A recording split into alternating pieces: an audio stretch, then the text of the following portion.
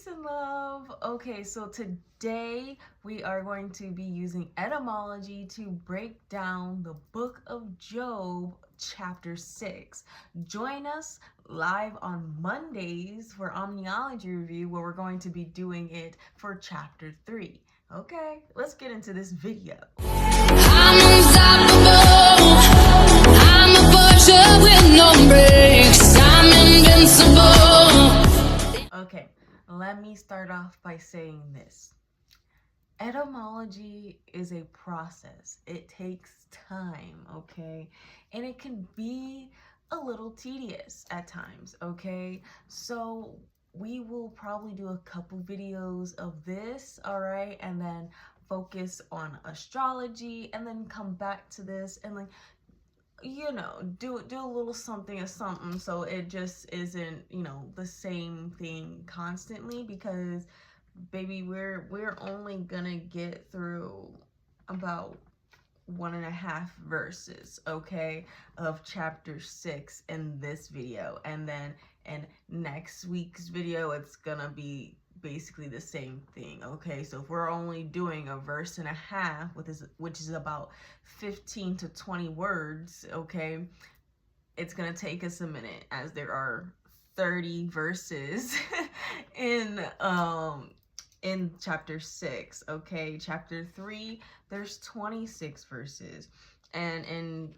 chapter 5 there's 27 verses. Okay, so it's going to take us a minute to get through all of these. All right, you can do this by yourself if you want. I'm going to link the website that we're using in today's video and in Omniology Review down below, so that you guys have access to that. Please check out their source page. Okay, they have all their sources linked and properly cited in that part of their website. Okay, all right, so we're just gonna hop straight in.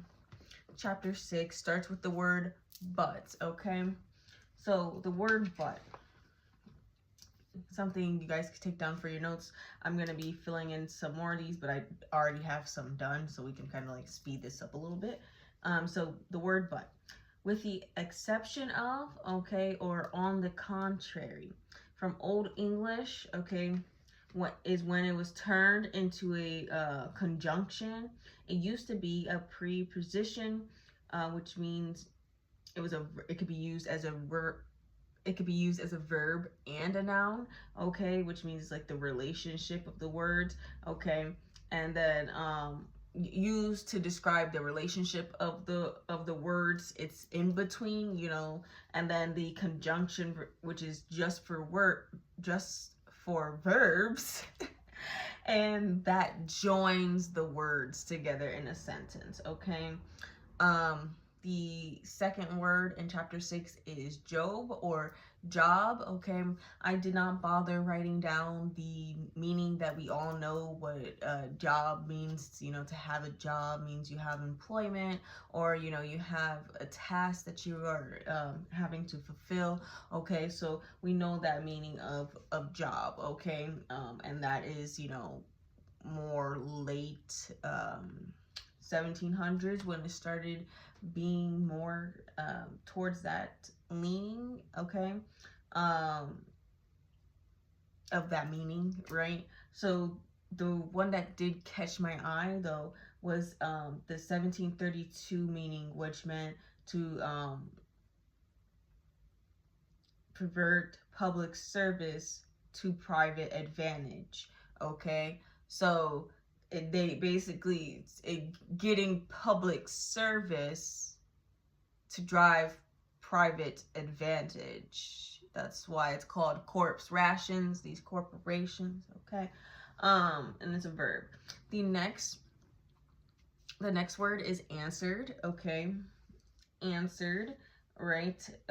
There's 2 ways to break this word down. Okay, and it's the AN, okay, you put a little box under the AN, okay, no, you call it brackets, I guess. I just be saying box, but a bracket under it, okay, and the ANT, pi root, okay, means like the front, the forehead.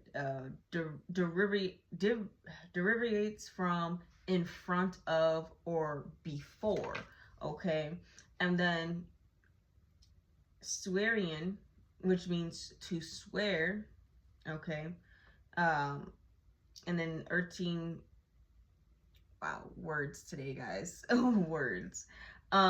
In the early 13th century, it meant to conform, and be responsible for. Okay, and then we also touched on the word swear. Okay, which a swear is a word with hidden or inconspicuous hostile motive to place you in dis-ease. Okay, and that is what we deduced from not just swear, but also the word curse, the Latin word curses, the Old English curse without the e. Yeah, so swearing is to swear. So basically before wishing hostile, motives on someone. Yeah, so I mean, it all connects back. That's why we're doing this, right? The next word is and. Okay, and means thereupon or next. Okay, the proto Greek word is unda, from pi root n. Okay. Oh, so we're not doing the word in. Okay, no, we're not. Okay. The pi root n, which means in, which is the Proto-Indo-European. Another meaning is within Greek, Latin, Sanskrit, Old Irish, Welsh, and the Old Church, Slavic Church. Okay.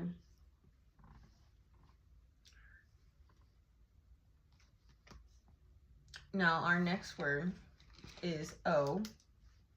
Okay. So now, if you're following along in your Bibles, O is the first word of the second verse. Okay. So O is an interjection expressing various emotions: fear, surprise, pain, invocation, gladness, admiration. Okay, this is 1530s from Middle English. The letter O. From Old French, it's the letter O with like a little triangle hat on it. OH, or directly from Latin OH. A common Indo-European interjection compared Greek O with a dash on top, Old Church Slavonic, and a Lithuanian. I don't know how to say that, guys. Irish, ouch, Old Irish, A, okay, and Sanskrit, A. But it is not found in Old English. Okay, so we're going on to the word that. Pronoun. Old English, it was that P, like, that has a line going up and down it. Okay, so that, after that, right, is what that, it's what it means, right? So the neuter singular demonstrative pronoun, a man for a that. Relative pronoun, oh thou that hearest prayer. And discriminative adjective, look at that caveman and go. Corresponding to masculine, say, fem, seo, from Proto-Germanic, that from pi root, which is TOD. Okay. All right, so we're gonna write down the pi root, the TOD, which is from an extended form of the demonstrative pronominal base. Okay, for two, or TH as well. In the 12th century, an abbreviation of the notion. Okay, so of the abbreviation of the notion. So examples are to that extent or to that degree. The next word is my pronoun. Belonging to me, Okay, in the early 12th century is mi, me, reduced form of mine. Okay, used before words beginning in consonants except H, so like my father, but mine enemy. Okay, and from 14th century before all nouns, right?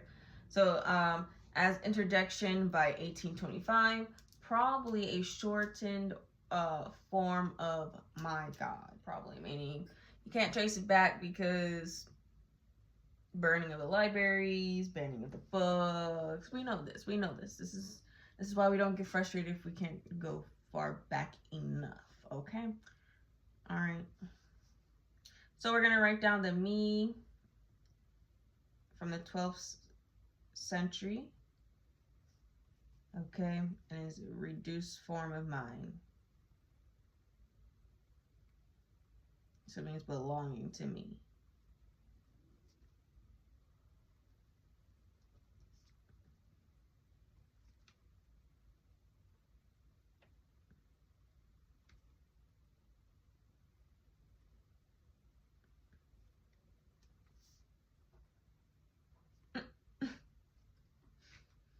I'm not upset or anything. I'm just okay.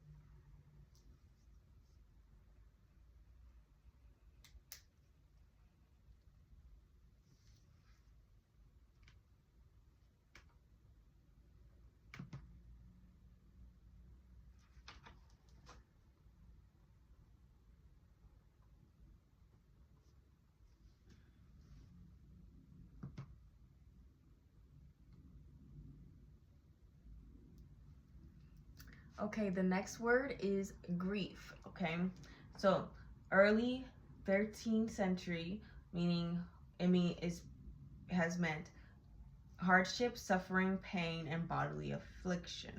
From Old French, grief means wrong, grievance, injustice, misfortune, or calamity from the 13th. Okay, and it's spelled the same. So, all right, from griever, afflict, burden, oppress. Okay, all right. So we're we're we're gonna write that down too. Okay, from the Latin gravere, which means make heavy, cause grief. Okay, we can't use that, but no, we can't use that one. From gravis, which means weighty, and there's pi root graver means heavy, so meaning like mental pain, sorrow is from like century 1300. Good grief is an explanation of surprises, dismay, etc., and that's from like the 1912s. Okay, so I think the main takeaways we're going to take from this is the injustice, okay, and then oppress, right, and then the Latin graver. Well, no, we're going to leave that. All right, so then the next word is going to be were, W-E-R-E.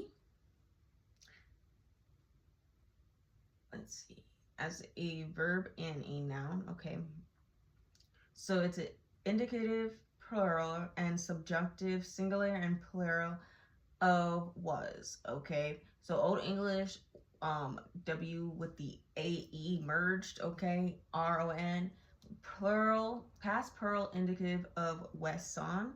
Okay, and weher, which is with that A-E symbol, which was like the second person singular. Okay, the forms illustrate Venner's law, named for Danish linguist Carl Venner, all right, which predicts the S to Z sound shift, and the radochism, which changed Z to R. Okay, word, the Middle English word WER meant as a noun means a man, husband, male person, masculine member of a pair of sexually differentiated species, from where, which is still R-E-R, meaning man, male person. Then you get the pi root W-I-R-O, which means man, okay? Okay, remember, I'm gonna be telling you guys some of the things you can write down, but I'm reading the entire thing off the screen so that you may pick up and write down whatever you want to write down, or you can go and look it up yourself, right? Okay. Next word is going to be thoroughly. Okay, so thoroughly, adjective, which just means fully, completely. Okay, the mid 15th centuries, from thorough plus ly. Okay, meaning hence. The second is hence, without reserve. Okay, the archaic alternative form of thoroughly. Okay. Okay, we're going on to the next word, which is wade. Okay, wade, we're going to use the weigh verb term. Okay, so it's a Middle English weigh in. All right, so this is Weien. From Old English, it's Wegan. Class V, strong verb, past tense with the W-A-N-E symbol G, past participle wagon, which is W-A-E symbol G-O-N, which means to find the weight of or measure. Also intransitive, have weight. Also lift, carry, support, sustain, bear, move. Okay, so something to know about weight is that it has weight. Okay. The Proto-Germanic word, the W-A-G-A-N, okay, was sourced also from Old Saxon, W-E-G-A-N, and then the Old Frisian, okay, W-E-G-A, and the Dutch W-E-G-E-N, which is two-way, okay, Old Norse, which is V-E-G-A, and the Old High German is W-E-G-A-N, which is to move, carry, weigh, okay, so that's where, like, to move, to have weight, okay, to move, okay. The German W-I-E-G-E-N is two-way, or the B-E-W-E-G-E-N is to move slash stir, okay. So the pi root of weigh is the W-E-G-H, okay, and that means literally to go, move, transport in a vehicle, okay. So that's why I said the to move and the have weight, okay, something of great weight. Like, and I know it's hard to use the definition in the word, but literally we've read the word weigh how many times, right? Okay, the prehistoric sense evaluation would be move or to lift slash raise, to bear up, to determine the weight of, which is compared to the Latin P-E-N-D-E-R-E, to weight slash consider, literally to hang, cause to hang, okay. The sense of lift, carry, already survives in the natural phrase weigh, anchor, okay. So yeah, that form of to move is very important here, like to lift, to raise, okay.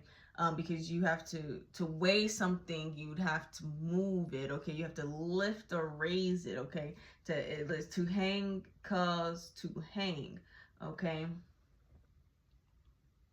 Like I was saying earlier, right? In order to lift, carry something, yes, it has weight, but you have to be able to bear, to move, to lift, to carry. I like those ones, okay? Because it helps, like, break down what it means for something to be weighed, okay? A figurative sense of considered, ponder, or examine for the purpose of forming an opinion in reference to words is recorded since the mid 14th century, okay? Okay, we're gonna move on to the word calamity, right? Which is a noun, all right, since the early 15th century has meant damage, state of adversity. Since the 1550s, it's a great misfortune or cause of misery. From the Old French calamity, which is spelled with an I-T-E, okay, from the 14th century. From the Latin word, I don't know how to say that, that's C-A-L-A-M-I-T-A-T-E-M, all right, which means damage, loss, failure, disaster, misfortune, adversity, a word of obscure origin. Obscure, remember that word. So the early etymologists associated with calamus, C-A-L-A-M-U-S, which means straw, okay, and then see the word sham. If you want to look deeper in that, you can. On the notion of damage to crops, okay, but this seems folk etymology. Perhaps it is from a lost root, also preserved in INCOLUMIS, which means uninjured, from pi KLEMO, from KLKEL, which means to strike, cut. You have to go see the word halt. All right. So we're gonna what we take away from calamity. We know why it has a obscure origin, right? But it's here, it says damage to crops, okay, right? So we already know damage, okay, a loss. If it's the folk etymology is damage to crops, right? Then you're taking a loss, you're taking the damage, right? It's a misfortune, okay? So that's what we're going to go ahead and take away from what we've read about calamity, okay? Remember, you're allowed to write more, you're allowed to write less. It's whatever you want, okay? I also want you to do a little bracket under the MITY of calamity, which we'll come back to later. But we are going to move into the next word, which is laid, okay? Laid, an adjective, means to put or set down. This is from the 17th century, all right? Adjectival use of past tense and past participle of lay, which is a verb, okay? Laid up, or it means injured, sick, incapacitated, originally from the noticial term in the 1769, describing a ship moored in harbor, okay? Then the terminology laid off, all right, temporarily unemployed, is from the 1916, okay?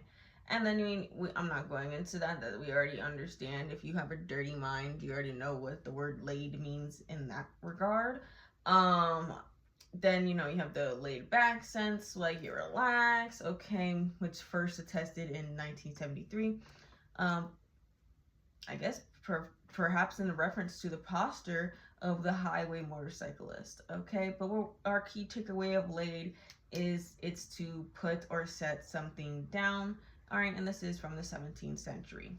Okay, we're not getting any further than that with that, apparently. Our keynotes that we're going to take away for this is like the put down or set up from the 17th century, okay? And it's the past of lay. Actually, let's look into lay. To cause, to lie, or rest. From the Old English, L-E-C-G-A-N, okay, to place on the ground or other surfaces, place in an orderly fashion. Also put down, often by striking, from the Proto-Germanic L-A-G-O, J-A-N-A-N, source from the Old Saxon, okay? The pi root, L-E-G-H, is to lie down, okay? And this is the causative form of ancient German verb that became modern English, lie, okay? Oh, okay. This is actually this one go deep. All right, hold on. Lay as an adjective means uneducated, non-professional, and non-clerical. Wow. Okay, early 14C. From the Old French, LAI, which means secular, not of the clergy. Okay. From the Latin LAICUS, from the Greek LAIKOS, of the people. From LAOS means the common folk, the people, the crowd, the military, a tribe. Okay. It's a word of unknown origin. Yeah, so we know our takeaway, we know our takeaway from laid, okay, to put or set something down. We know when we go further into that and we go into lay, it's more like set something down in an orderly fashion, okay, or striking. And then for lay as an adjective, we know that from the early 14th century that it means uneducated, unprofessional, okay, non-professional. It means of the people. It means the common folk, the people, the crowd, okay? Okay, guys, so we are going to, I'm not going to look up in for you guys. We already talked about in. All right, in comes from the Pi root, the Proto-Indo-European en. Okay, it just means to go within, inward, like there's no real way to like really go into that one. It just means in like inside of, like, which you're still technically using the word, but that's how far we got. Okay, the word the. All right, it's the definitive article of the late Old English with the PB symbol e, and then it's nominative masculine from the form of the demonstrative pronoun and adjective. Okay, so after the 1950s, the 950th century, it is displayed earlier as the SE masculine, SEO feminine. Okay, and is used in masculine oblique cases. All right, and then the Pi root is SO, which means this, that. Okay, source from the Sanskrit, SA. Okay, and then you can go and check out the word that. Okay, which of course we're going to get to eventually. It's actually, we already did that, right? So what am I saying? We already did that. So you already know what that means, okay? So it is, so you can go ahead and check that out on your own if you want to look further into that. But yeah, so main thing from